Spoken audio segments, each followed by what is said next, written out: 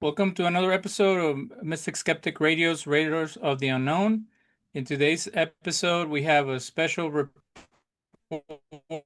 from an Israeli citizen who's been there for a while.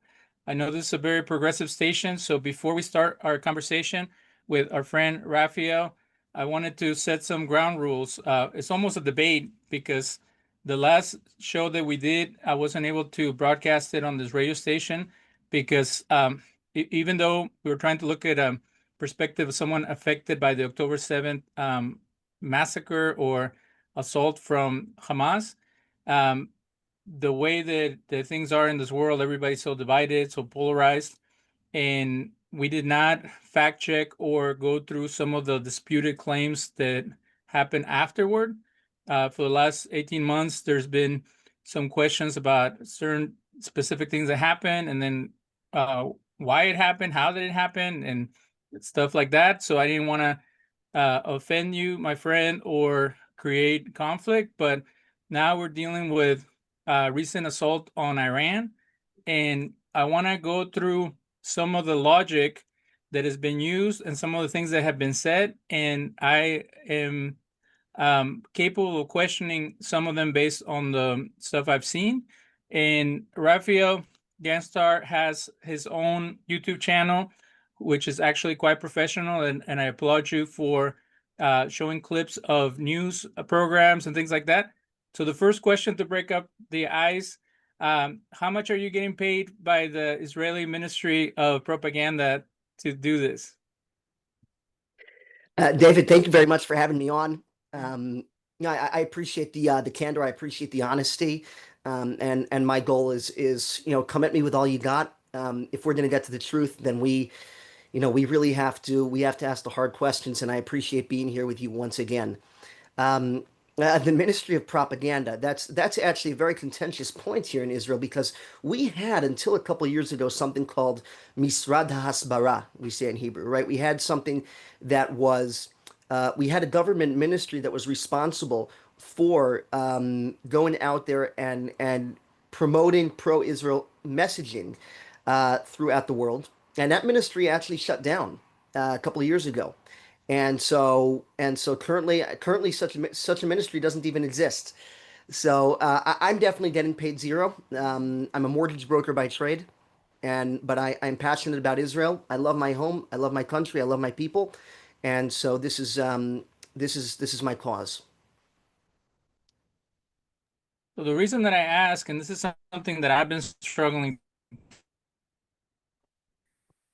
to pick up clips or have some type of footage from previous news programs, what kind of resources are you using to be able to split that stuff while you're discussing it and countering? Wait, David, we lost you on audio for a second. I think you muted your mic. I was saying that your video seems quite professional, and I've seen this a lot on Instagram where people are able to add clips and do these like documentary style footage. What kind of program or resources are you using to be able to do that in your stream? Oh, thank you. I appreciate it. I'm currently using a software called CapCut. Um, and we're going through a lot of different news sources out there, a lot of different information that's being put out. Some of the analysts I deal with in my podcast are Dave Smith, Piers Morgan, Cenk Uygur, Mehdi Hassan.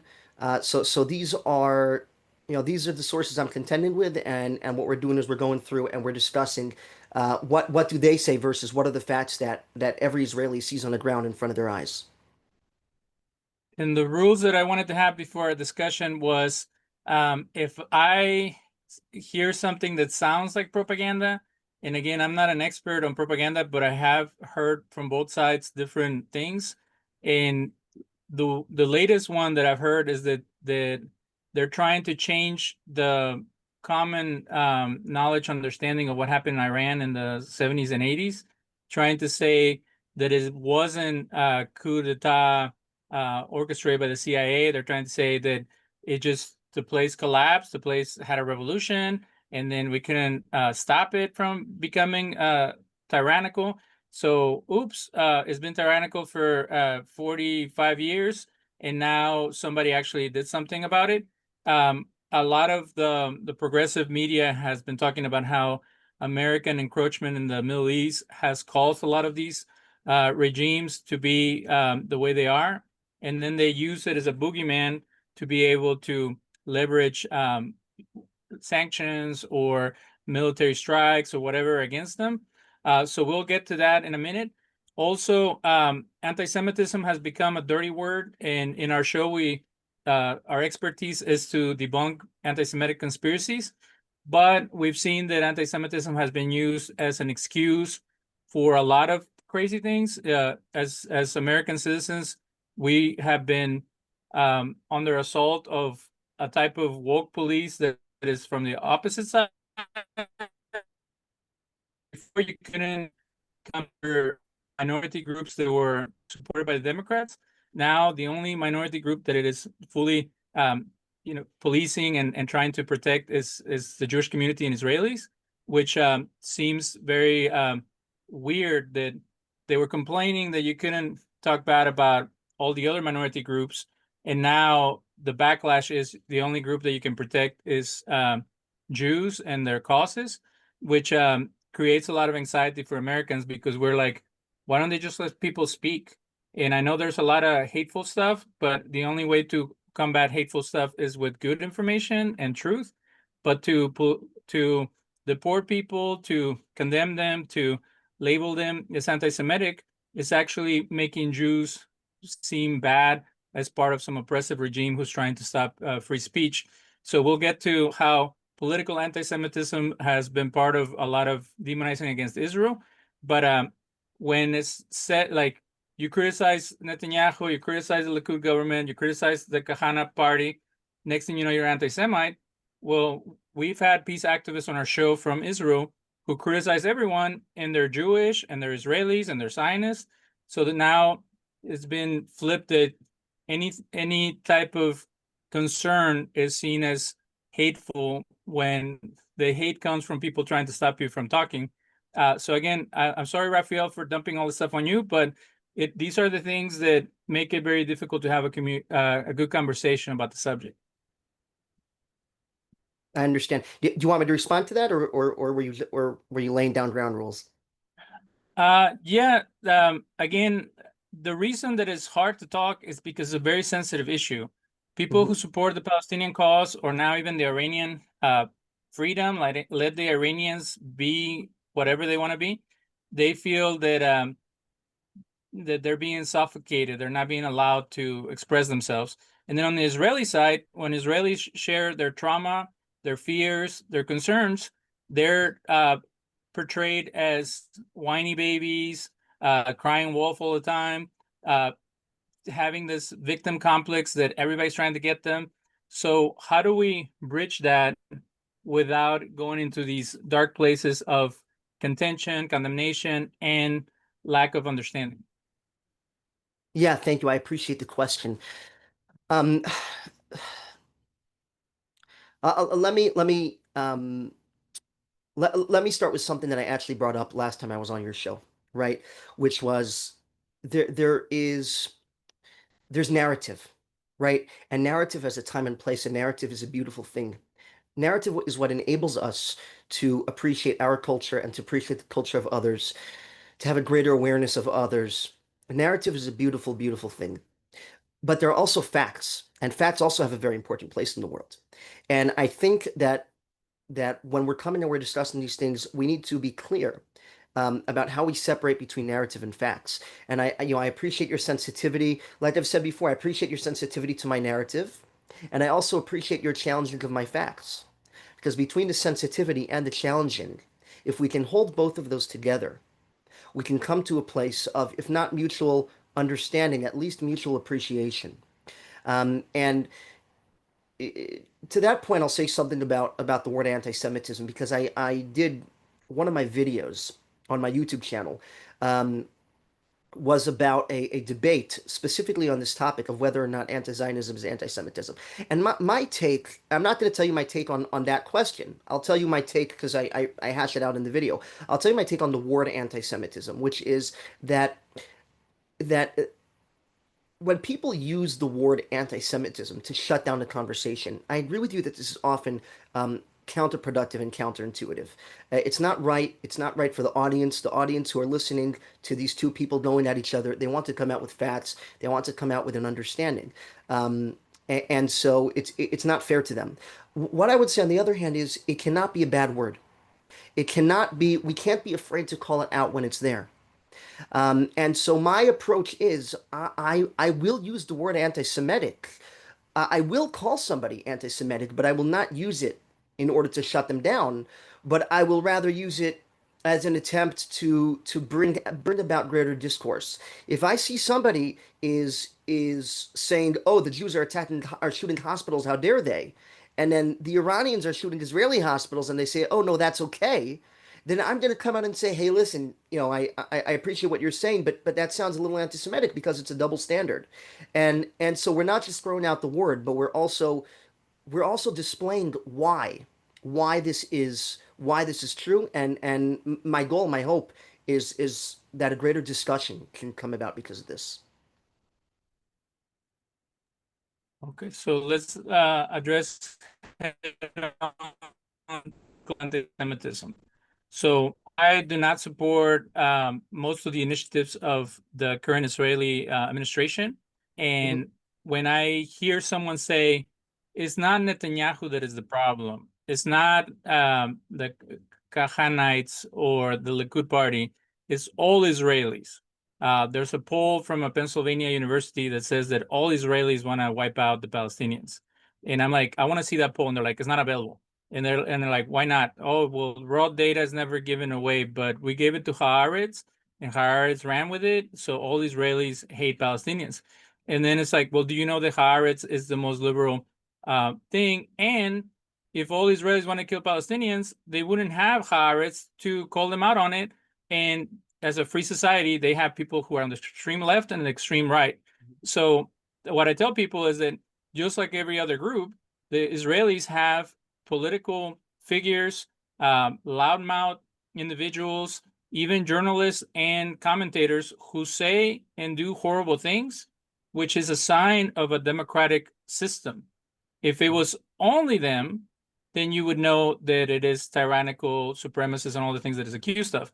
But because you have them and you have the thousands of people who were protesting Netanyahu before the war, you have a huge peace movement. You have people that work with peace organizations and have good relationships with the Palestinians, including the people murdered on October 7th who were part of the kibbutzim around there.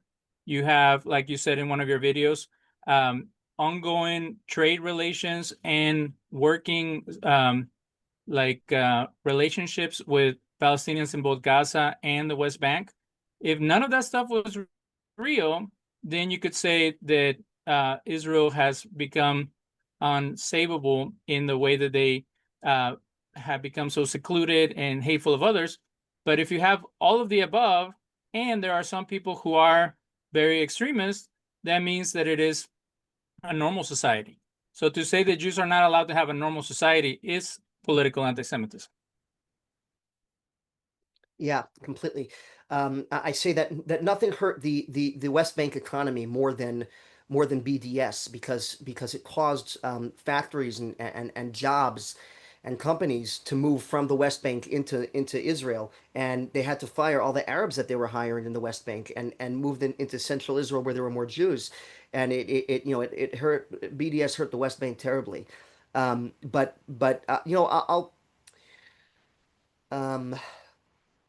this is one of the great injustices that is being done to the Israeli perspective at the moment, because people look at the Iranian regime and they say, um, I've heard Candace Owens make this argument, right, about how where do you see the Iranians who are opposing the regime? What you see is you see she didn't say it. She didn't say exactly what I'm saying. I'm paraphrasing, but you see a unified front in Iran in favor of the government. Whereas in Israel, there is so many protests against Netanyahu.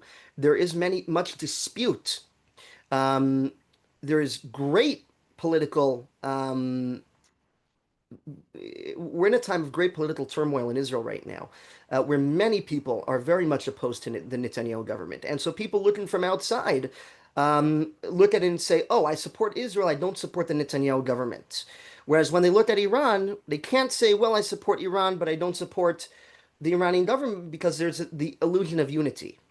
And I'll say in reality, it's the opposite. When you can have a thriving political discourse, that is a society with unity. That is a society where we can bring out our grievances, where we can air them in open, and we can have that discourse, and ultimately we can come to a political consensus through the democratic process.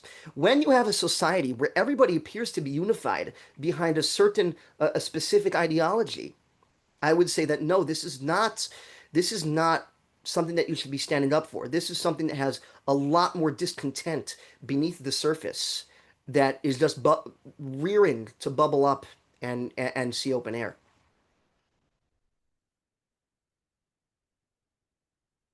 David, you're on mute. We got into a fight with Tal Loran. I don't know if you've come across him. He's he's like a food critic who became the biggest Israeli supporter. He was on our show for a few minutes and then he left because he takes the approach that you have to condemn all of Palestinian society because of them voting Hamas into their leadership.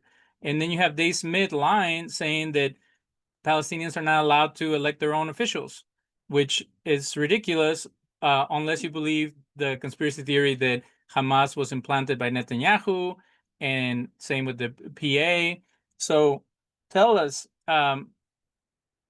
there is a Palestinian activist that says only 33% of Palestinians in Gaza support Hamas. Do you think that it is possible that what Israelis see, which is a unified front among Gazans and people from the West Bank, in a lot of vitriol and resentment against Israelis after the multiple wars, do you think that that's accurate, or that's just what the media, the pundits, and Hamas and the PA want people to think? So then it just perpetuates ongoing misunderstanding and conflict. It's very hard to answer that question, right? Because for better or for worse, we don't have the data.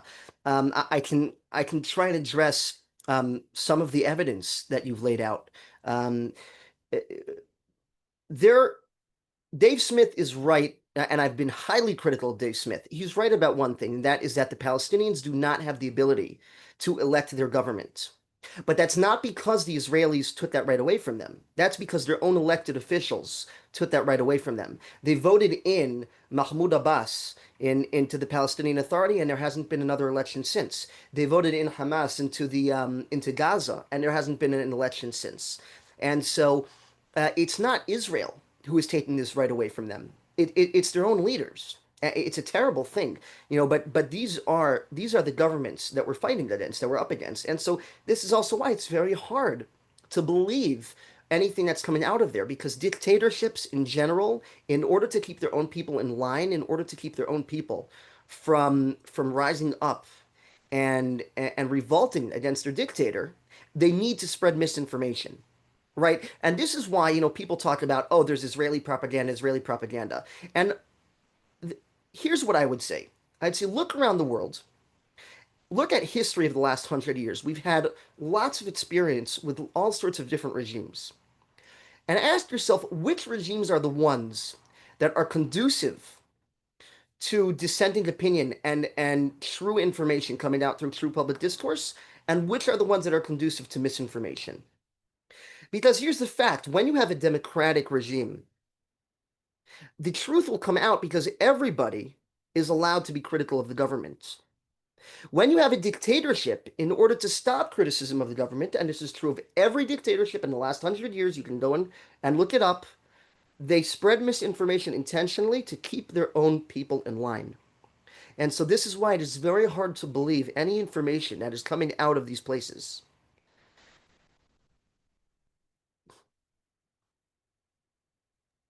But the Do Dissidents podcast with two super liberal Jews was saying that Israelis are the problem, not their leadership. That Israelis have this Holocaust paranoia, and that they are going around beating everybody around them to stop a future Holocaust that hasn't materialized. And they'll say that October 7th was a fluke and this and that. So they minimize everything that Israelis are worried about, and they maximize everybody else around fear that the Israelis are the true oppressors and the true supremacists. How would you counter that without feeling dismissed from your own narrative? I know you're saying the facts matter to you, but um, true at the same time that Palestinian victimhood is being minimized by right-wing Israelis, and that Israeli victimhood is being minimized by all the people that hate them, including far right, far left, atheists, traditionalist Christians, all kinds of the people who think that it's no big deal to have rockets thrown at you. It's no big deal to have history of suicide bombings and murders of athletes and other people that decide to venture into the Middle East. Um, when people are that insensitive and careless, could both of those things be true? And why are people only willing to look at their own pain and their own suffering as compared to what's happening to everybody on both sides?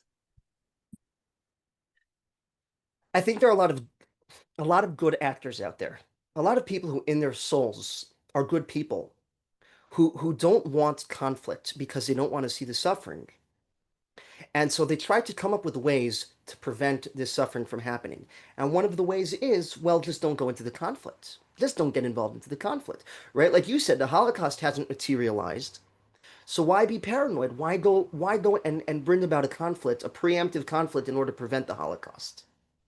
But you know, it's hard to make that point because I would just argue that if Neville Chamberlain hadn't taken this exact approach 75 years ago when he said, or sorry, 85 years ago when he said, well, if we start a war with Germany, there will be many deaths. There will be a second world war. We better surrender. We better encourage France to surrender. We better give them the parts of Europe that they asked for, and then there will be peace.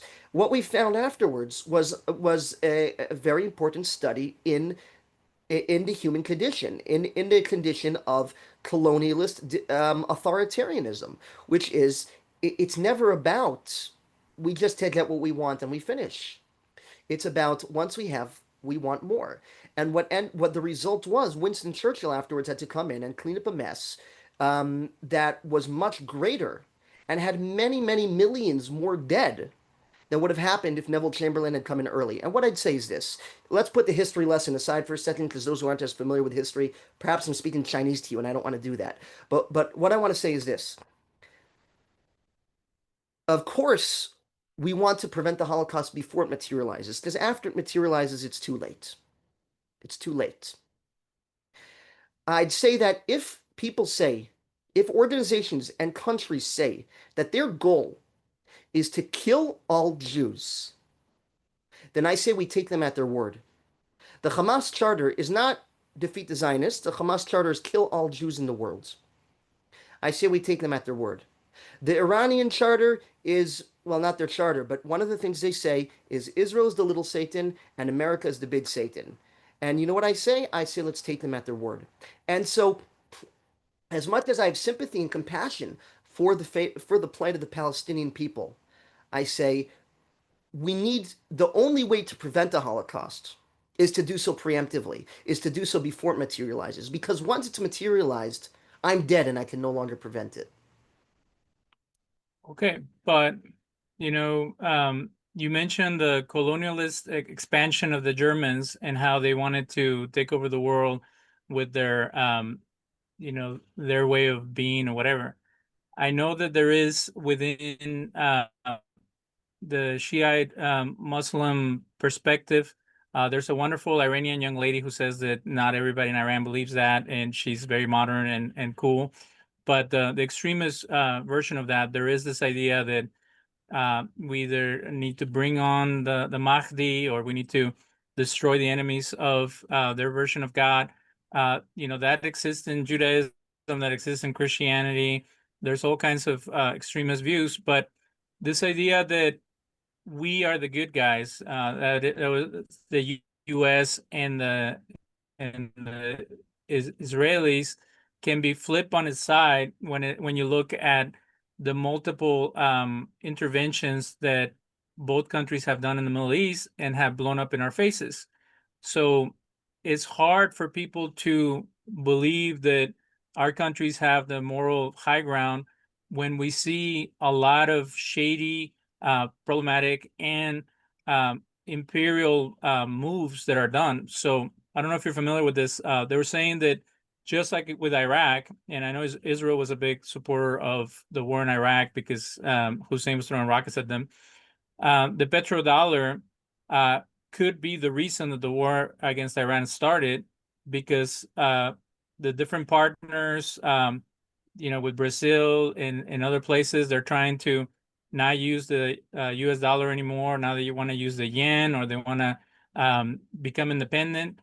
Um, Everybody who believes that the only reason that Israel attacked Iran is because they want to create a greater Israel, stuff like that, is demented, because nothing is always one reason. There's always 5, 10 reasons that countries as big or small as Israel would do something so out there that could backfire. So the U.S. is worried about losing hegemony, and they support wholeheartedly what Israel is doing, which Israel has done in the past, but there's a strategic reason to do it at this time, just like the strategic reason to do it in Libya, in Iraq, in Syria. So how can we just trust that the good faith characters in your country and the good faith characters in our country are doing it to liberate the Iranians from the regime and trying to protect Jews, when we know that they do all kinds of scams and all kinds of things to benefit themselves? Why are we, the public, just going to fall right in for what we saw in Afghanistan, what we saw in Iraq and Vietnam? Like, there's always all these hidden agendas, and that's when people start turning it on them and saying the true colonialists are the Western powers and their ally Israel. Yeah, I want to just, if it's okay, correct you on something you said. It's a very small nuance, but it's important. You said our goal in Iran, our stated goal in Iran, is to number one, regime change, and number two, to destroy their nuclear program, to protect the Jews. And I'd say it's the other way around. Our number one goal is to protect Jews, protect Israelis. Our number two goal is, if we're already doing this, then the regime change is on the table. But that distinction is very important because many people may not know this about Israeli society. But like I said, we have very robust debate. We have very strong political discourse. There are many voices in Israel, and I'll freely admit that there are some fringe voices. Maybe not so fringe because they're in the Israeli parliament, but they're a small minority that say we want to conquer Gaza. We want to conquer all of the Palestinian Authority. There are voices in the Israeli parliament who are saying this, that they want to own all of that land. There is not a single voice I've ever heard in Israel who said we want to conquer Iran. I've never heard that. I've never heard a single person in Israel say, oh, like Cenk Uygur and Anna Kasparian were saying the other day on the Young Turks. They were saying, oh, it's the Greater Israel Project. They want Lebanon, they want Syria, they want this. It's not true. Those voices in Israel simply don't exist. There are expansionist voices, but not to that extent. And so, all you have to do, again, Israel is an open society. It's not a dictatorship. If you want to know what the fringes in Israel say, all you need to do is open an Israeli podcast, open an Israeli newspaper. The voices will be there, quite loud. Just like the American fringe is quite loud, the Israeli fringe is as well, because we are both democracies. Um, so that's that. Palestinian suffering, I'd say, is really a terrible tragedy. Um, there's been a lot of interventionism in the Middle East from the Americans and the Israelis, and I agree with you. A lot of it has been very negative. I think what it comes down to is, what's your primary goal? Is your primary goal to neutralize the threat, or is your primary goal to change the regime? And this is uh, this is I think the issue with Iraq and the issue with Afghanistan, the issue with Libya was there was no thought to the day after. There was no thought about, well, we're going to send in our troops. Our troops are going to die. I mean, listen, I'm an American. I was born and raised in the United States of America, and I know that this was very heavy on people's hearts, seeing people come home from war, injured, and sometimes PTSD for life. Some people didn't return, and it was a terrible, terrible thing. Um, I think we made two big mistakes there. I think number one was we put a lot of boots on the ground, and that's well, I'm American, but America made a mistake. They put a lot of boots on the ground. I agree with you that that was an error. And but number two was there was no thought to the day after. There was no thought of, okay, we're bringing down this regime. Who is going to take their place? Their attitude was anybody will take their place. We'll let it devolve into chaos. Libya, there were many terrorist groups active in Libya. So what? You bring down Gaddafi, and who comes up? Another terrorist. Why? What for? Um, on the other hand, you have something like what we just saw in Lebanon.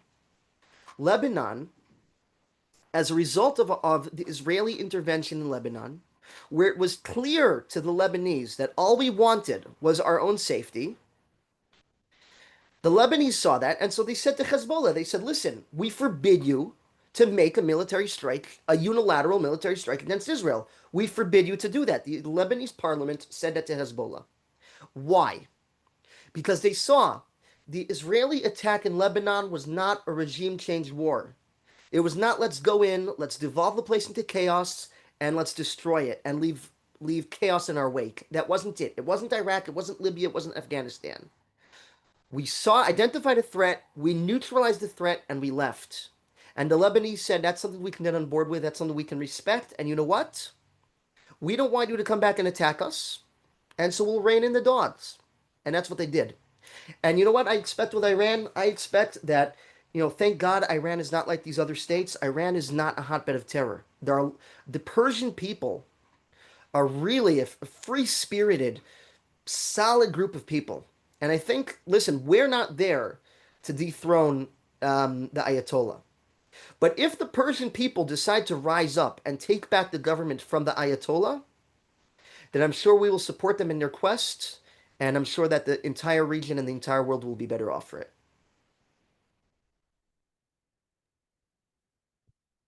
So we're dealing with countries who are older than recorded time. Persia has been around since ancient days. I'm from Mexico, and what people understand is Mexico has been around twice as long as the U.S. So when the Americans complain about Mexicans bringing their problems over here, it's because our problems are there since the colonial times. And the Spanish and the Portuguese were the ones that created slavery, the ones that created the caste system, and the ones who oppressed and mistreated the natives. And now the natives are fleeing after years of corruption and conflict, and they're coming over here looking for opportunities, and they can't integrate themselves in society, and they're not welcome here. Would you say that Israel being a 75 plus year country dealing with ancient conflicts from Babylonia becoming Iraq, Syrio-Phoenicia becoming Lebanon and Syria and Jordan and stuff like that, that they're in the hotbed of ongoing challenges that have been going on forever, and the Jews have been in the midst of it, but now that the Jews are capable of independent thinking and sovereignty, that they're kind of like confronting all these ongoing issues. Um, because it's really easy to say it's the barbarians at the gates. There's a battle between Western Christianity and Eastern Islam, and the Jews are caught in the middle. But it's also the idea of democratic countries versus dictatorships, and it's also the issue of nationalist movements that haven't fully developed, or they've developed in kind of destructive ways, or in ways that are not fully integrated into that society. Would you say that that would be a good understanding of the situation? Listen, I say it's a wonderful description of the region. Um, it doesn't begin to describe the scope of Jewish history, right? I'd say the great injustice towards the Jew is that we have tried everything throughout history to gain world favor, right? You talked about how we just became now, 80 years ago, we came into the region, and all of a sudden we're putting up with all this, everything that's going on here. And I'd say yes, and we tried everything else. We tried to live in other countries and keep our heads down, and they were like, there's something going on in those ghettos that's suspicious. We tried to live in other companies and join the economy, and they got upset at us for being too successful and taking their money. And then we tried to assimilate. This was in Europe in the 1800s. We tried to assimilate. Many Jews left behind their religion, left behind their faith, tried to assimilate into European culture, and then it just became a hatred of Jews because just because you still call yourself a Jew, why do you call yourself a Jew? Why do you not call yourself a German, a Polish, whatever it might be, Ukrainian? And so all I can say is we've tried everything we can throughout history to appease the world and to make people happy. And every time we tried to do that, they turned us down. And when I say they turned us down, I mean it led to our deaths of many of our nation. And I think at one point we got tired of it and we said, listen, if we're never going to appease you anyway, then we may as well stand up for ourselves. And we may as well found our own state, found our own army, and take our fate into our own hands. Because whatever we do will never be good enough. And so it was on that backdrop that the Jewish people returned to their indigenous land, returned to the region, and said, yes, there are issues in the region. The culture here is is describe it however you want, but there's a certain culture here that we're coming into. We acknowledge that. But we're here to stay. From now on, we're not repeating the last 2,000 years of repeated Jewish genocide. We're done with that. From now on, we are here to stay and be what may be.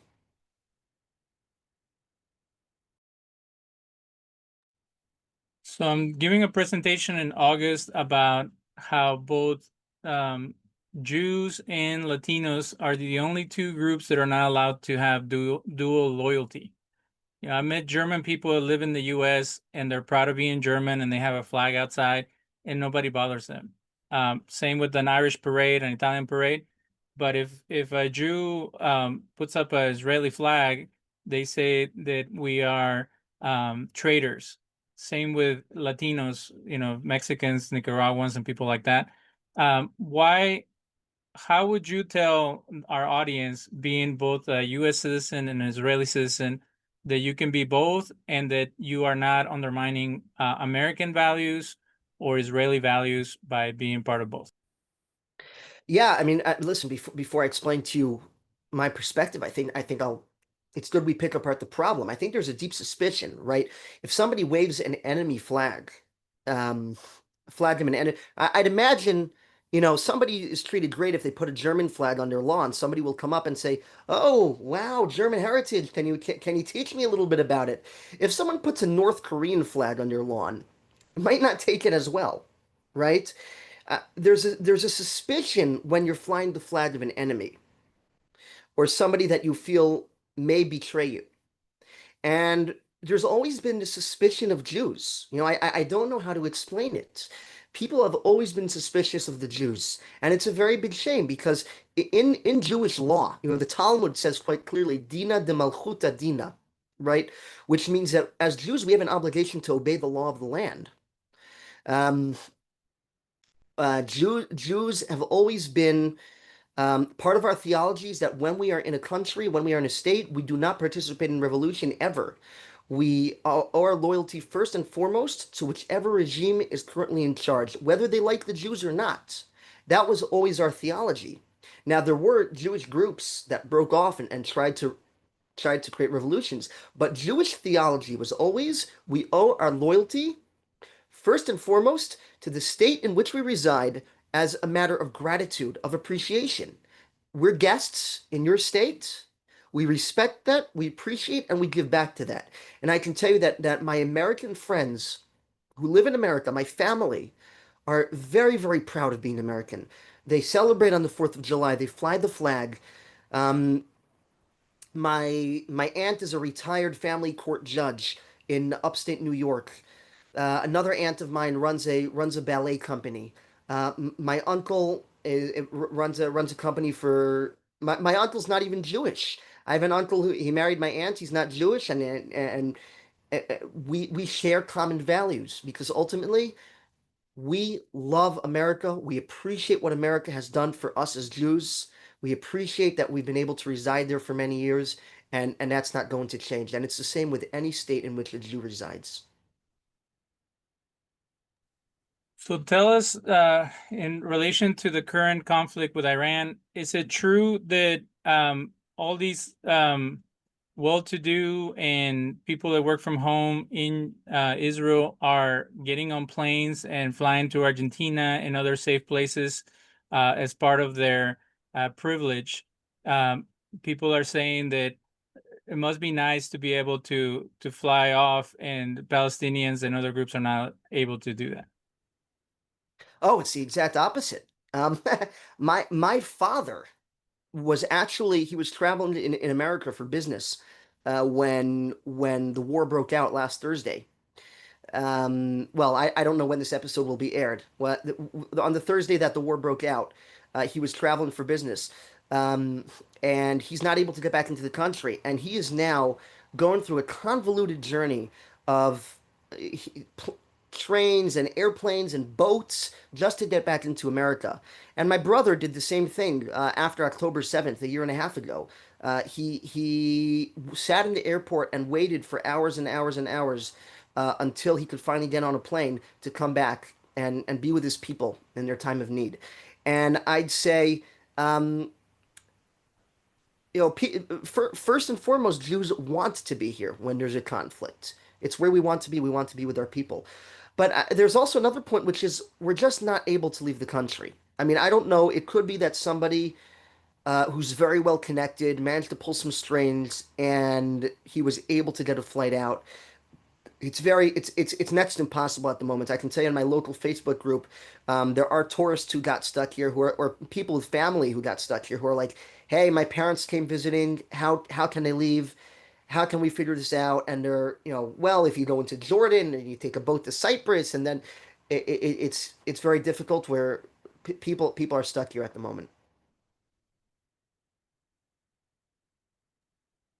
So when we decided to do this conversation, I was very open about my dislike of the current administration of the state of Israel. And, that puts American Jews at risk of not being welcome back. They've done it to reporters, they've done it to Greta and her friends. Anybody that says something, distasteful or not in line with the current administration is at risk of being banned from visiting Israel.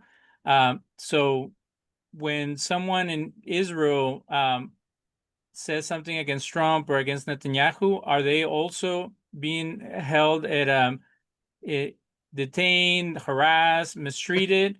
Or like you said, it's such a free society, everybody can say whatever they want. And um, we have heard Netanyahu say the same thing for years. What made it right now, other than him going into jail, the time to start a second war with the limited resources of Israel? Yeah, you asked a few questions there, but I think you mentioned before Haaretz, right? I mean, Haaretz is extremely critical of the regime, and I'd say anybody who believes that you cannot question the regime under threat of detainment is simply not looking at X, not looking at Facebook, not looking at the protests that have been happening in the streets. Roads near my house were blocked because people were so upset at the current at the current government. Um, so there's definitely. I mean, it's. I find it unfathomable to say that people are being arrested for this type of thing. I wish there would be more arrests simply of the people who were blocking roads because I can't get to pick up my kid. But People are speaking their mind, and good for them for doing so. Um, what was the other part? I'm sorry, I don't remember the other part of the question, David. So in 97, Netanyahu said that there was five countries that needed to be taken down because they were all hateful of Israel, and we've taken out four, and now the fifth one is Iran. In 2007 and 2014, he was shown with a picture of a nuclear bomb, saying they're about to get a bomb, they're about to get a bomb, and then nothing materialized. And now in 2025, while they're still uh, doing an assault in Gaza, while they're losing support among Europeans and Americans, then we're gonna go start another war. Like, it seems very convenient, especially since some of us know that he has multiple allegations and convictions coming his way. Is it kind of like some of us believe with Trump, that the more power, the more war, the more they can stay in office to avoid responsibility for their actions? It seems bad timing and a lot to put through his people through. To say that the war was self-serving for Netanyahu is ridiculous. His son was supposed to get married this past Monday. They had invited 1,000 people to the wedding. They had to cancel it. Um, Netanyahu is currently in court for corruption. By the way, allegations, you're correct. He has had no convictions as of yet. That could change, but he's been in court. Like, he's been in court for a year and a half. Like, I can't understand. There are all these people who are like, oh, Netanyahu's prolonging the war in order to save himself from corruption charges. And I'm like, court doesn't stop because there's war going on. He's been going to court twice, sometimes three times a week for a year and a half now. There is no way whatsoever in which this war serves his interests. Now, I will add one caveat to that, and that is you have opposition leaders in Israel who said that the war with Hamas served his political interests. Not the war with Iran, but the war with Hamas. Why? Because if he wages war with Hamas, then he'll get more votes. And I'd say, listen, that's democracy. Democracy is when you do what the people want you to do, right? And if a leader feels that he will receive more votes by acting in a certain way, I think on the one hand he does have a duty to make the right decision, but part of that making the right decision is taking into account what the people want him to do. What do my voters, the people who vote for this government, want me to do?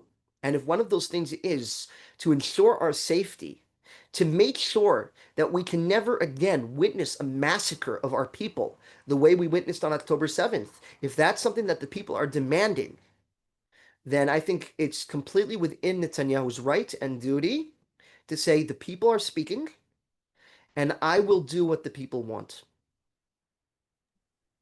In our last 10 minutes, can you clarify this threat of Iran attacking Israel? Because if you mean that through their proxies, a new Holocaust can happen, okay. But what has caused a lot of alarm with American pundits is that there was no clear and imminent danger directly from Iran.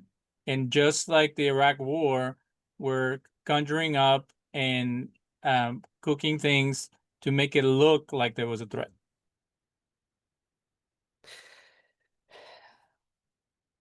The people who feel that there's no threat from Iran, there was no imminent threat from Iran, are mostly skeptics, right? Tucker Carlson, um, Candace Owens, people like that. These are people who are very skeptical. And so a part of their skepticism is, well, show us. We want to see. We want to see the proof. All I'll say is this. The intelligence community cannot and should not show us everything that they know. I can tell you there was an article on Israeli news this evening about a mass attack that was planned by Iran to happen now within the next during this week. Actually, it was supposed to happen, and so this was in a way preemptive. Um, and I'll tell you more than that. This in the last year and a half since October 7th, Iran attacked us twice, unprovoked. The first time, because when we bombed the Iraqi militias that were firing at us, there happened to be an Iranian diplomat there. And so the Iranians got all upset and shot hundreds of ballistic missiles at us. at our hospitals, at our schools, at our civilian centers. This is who Iran shot at twice already in the last year and a half. And so for somebody like Tucker Carlson or Anna Kasparian to sit there and say, oh, there was no imminent attack from Iran, I'll say, excuse me, I was in my bomb shelter for half an hour. I had to sit through my sister on an Air Force base calling me and saying, listen, you don't understand the level of danger that we are in tonight. And make sure your kids sleep in the bomb shelter. Make sure you're all safe because people could die tonight. This is what I experienced twice from Iran in the last year and a half. So excuse me if I'm skeptical of your skepticism. If I come and say, no, listen, if the intelligence communities tell me that we picked up on a third threat in the last year and a half from Iran, a third imminent threat, I believe them. I believe them because it's happened before, because there's a track record of it. And I'll say one more thing about Iran, and that is that, and here's a very important, I spoke before about narrative. There's a very important narrative I want you to understand here. In my eyes, it's a factual narrative, but it explains what's happening now in the Middle East.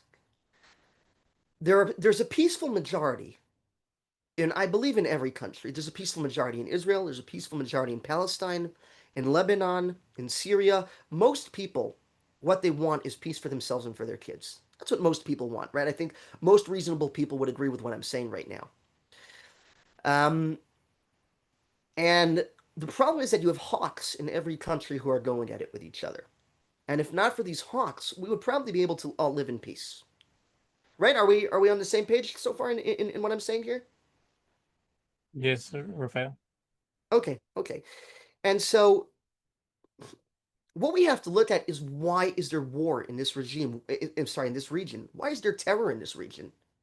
What is the what is the cause? What is the common denominator of everything that is going wrong in the region? And so some people, like Schenkoiger, will look at this and say, "Oh well, it's the Israelis, it's the settlers, right? You came and you settled the land; it's not yours, and you're what's wrong. You are you are the factor here that's causing everything to go wrong." This is where I throw in the A word, right? The one you don't like, the anti-Semitism, right? I say, listen, I understand that you have an issue with us, but we're here. We've been here for 80 years. We're here to stay. We got to figure out a way to get along, right? And so our existence here is not going to change. It's a fact on the ground. So let's move past that and let's figure out how do we now live in peace. And so then what's preventing us from living in peace? And I think it's very simple because today terror in the region is more profitable, more financially profitable than peace. Because in Gaza, until recently, until the Gaza Humanitarian Fund took over the distribution of humanitarian aid, Hamas was stealing the aid.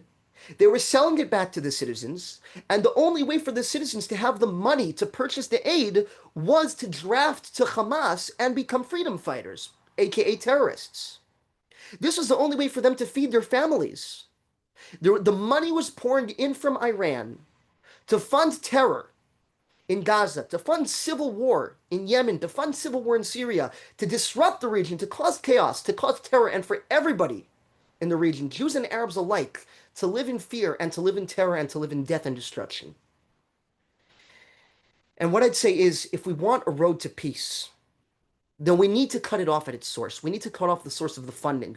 We need to cut off the source that is making it financially profitable to engage in war and in terror.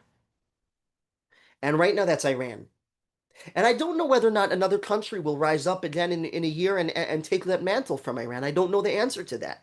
What I can tell you is if we can cut off the funding to these terror groups, if we can cut off the source that has an interest in seeing everybody in this region kill each other, then I say we have a golden opportunity for once. Let's go ahead and do it and let's make this happen. And I'll just say one more thing about the timing. We said before, they had these proxies in the region. They had Hamas and Hezbollah and the Houthis, and they had a proxy in Syria. And all four of those have fallen at the same time. Hamas, Hezbollah, and the Houthis we dealt with, and Syria was fell to an alternate regime. And so we saw a unique opportunity a unique opportunity when Iran no longer has proxies in the region that could overwhelm us with brute force. Now is the time. If there's ever a time to restore peace to my family and to the Palestinian families, now is the time. And excuse me if I got Okay, a little my passionate. propaganda. No, I appreciate it, but my propaganda sense came out when you said an alternative regime took over Syria. You know who that alternative regime was? Yes, terrorists, evil terrorists. ISIS. And now they Yes. put a suit on the guy, took away his $1 million bounty, and now he's a good guy. How is that possible? Listen, I'm not getting involved in the politics in Syria. The Israeli government hasn't really, as far as I know, taken an official stance in Syria. I know that the United States removed sanctions, and the United States is seeking to bring Syria into the Abraham Accords. And so that's right now that's America's deal. I'm not here to stand up for the American government. I'm not here to stand up for Donald Trump. I'm here to communicate what an Israeli is seeing and feeling and experiencing on the ground from day to day. And all I can tell you is, we don't really have an opinion on Syria at the moment. They haven't heard us yet. They might in the future. For now, we're just trying to fight our wars. And if there comes the time to deal with Syria later, then we'll deal with it later. If next week you have time, we can do part two because there is a conspiracy theory that the Israelis and the Americans wanted all terrorists to be in one place and that they created ISIS to fight them all together. I actually would understand something like that, but most people would say that every single terroristic group was propped up by Israel, the US, the British, and the French to try to destabilize the Middle East and make them look like they're a bunch of barbarians. That's a bigger topic than what we can handle today, but I appreciate David, I will your just say one word about that, and that is, listen, I'm a young guy. I have the experience. I have the benefit of youth and the ability to look at the mistakes of those of my predecessors and say that they were mistakes. So I think a lot of people today who listen, Tucker Carlson once supported. He was very supportive of the war in Iraq, and today he says otherwise. I think when we talk about the past, I think we need to make an important distinction between the past and the present. Definitely. Well, again, we want to thank you for your time. It is painful and difficult to address some of these subjects, but the more we process them, the more we can get over uh, misunderstanding and canned answers and very like foolish things that are coming out, especially from people that don't know much about these subjects. It makes me upset that so-called journalists and so-called talk show hosts or stuff like that, they start giving they're pontificating about very complicated subjects, and they only bring people that are going to bring them more customers and bigger audience, stuff like that, with really considering the implications of what they're saying. So we appreciate you sharing from your struggle, and we hope that you and your family can be safe. A lot of times we don't understand why things are happening, but we know that the human element should never be lost in the process. Right. David, I appreciate it. If you want part two, I'm game. We'll continue to hash this out. As we said, every good democracy needs a robust political debate, and these are the conversations that we need to be having, and I appreciate it. Shalom, my brother. You guys be well, and we'll talk to you soon. Shalom, marhaba. Take care.